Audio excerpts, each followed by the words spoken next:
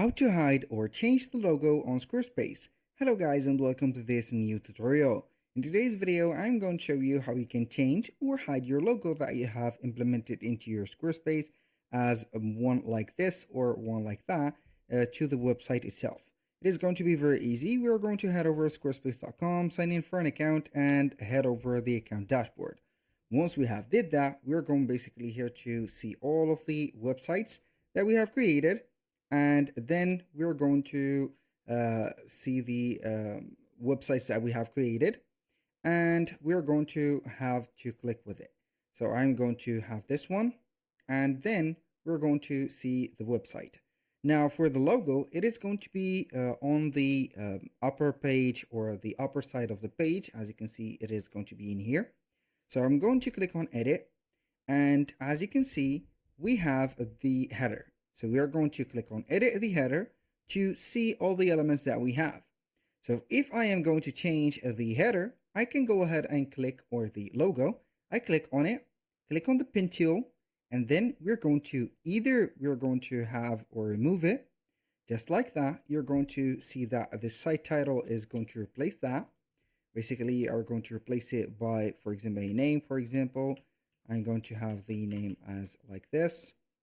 Or you can go ahead and hide the logo by deleting it, or you can change the logo by uploading from your computer. For example, I'm going to have this one instead, just like that, and we're going to wait for it. And then you can go ahead and change the logo height and also the mobile logo height. So just like that, you can go and make it bigger, smaller, or whatever. For the placement of the logo, you can go ahead and edit the whole section, and then you can place it, or for example, with the design.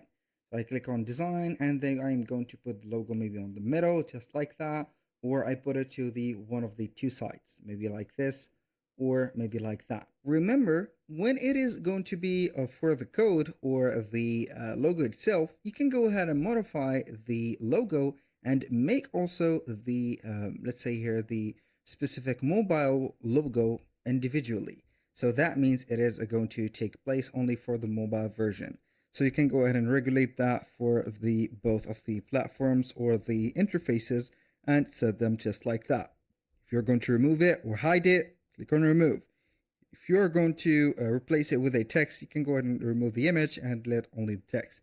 You cannot let it as empty as like that, but you're going to need to replace the logo with a name or the name with a logo. That is the policy of the websites from the Squarespace. That was pretty much it for today's video. Thank you guys for watching. I hope that you have enjoyed the content, and I hope to see you on the next one.